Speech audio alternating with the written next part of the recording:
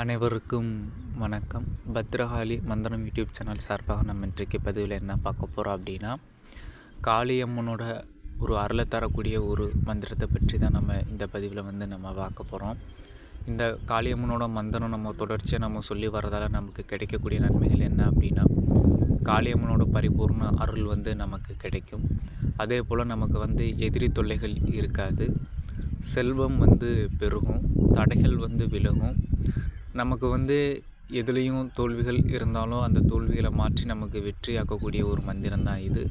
அதே போல் தைரியத்தை கொடுக்கக்கூடிய ஒரு மந்திரம் தான் இது. இந்த மந்திரத்தை நம்ம எப்படி சொல்லணும் அப்படின்னா, முதல் முறையாக ஒரு சனிக்கிழமை அல்லது அமாவாசை அல்லது பௌர்ணமி நாட்களில் ஆரம்பிச்சுக்கோங்க.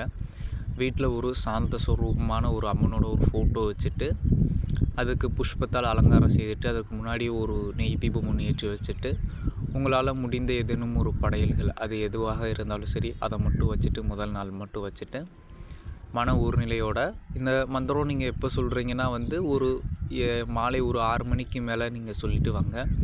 மொத்தம் 108 உரு வச்சு ஜபம் பண்ணுங்கள். அதுக்கு நீங்கள் ருத்ராட்ச மாலையை நீங்கள் பயன்படுத்திக்கலாம். அப்போது ஒரு 48 நாள் அப்படின்ற கணக்கெலாம் வேணால், நீங்கள் கண்டினியூவாக சொல்லிகிட்டே வாங்க. கனவுகளில் அம்மனோட சிலைகள் வாரது, குழந்தைகள் வாரது, அம்மன் வாரது, இந்த மாதிரி கனவுகள் வந்தாலே மந்திரம் நீங்கள் சரியாக பண்ணிக்கிட்டு இருக்கீங்கன்னு தான் அர்த்தம். இந்த மந்திரம் உங்களுக்கு பலன் கொடுக்க ஆரம்பிச்சிட்டால அதை நீங்களே உணர்வீங்க. ஏன்னா பல இதுக்கு இந்த மந்திரத்தை தான் நிறையா பேர் ஜெபம் பண்ணிட்டு வராங்க.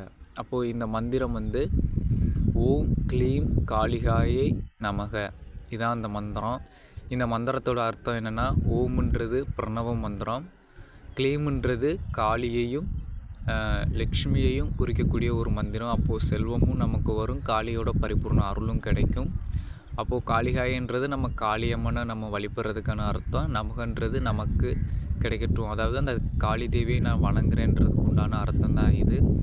அனைவருமே இந்த மந்திரத்தை சொல்லலாம். எந்த ஒரு கட்டுப்பாடும் கிடையாது, எந்த ஒரு இதுவும் கிடையாது. நன்றி, வணக்கம்.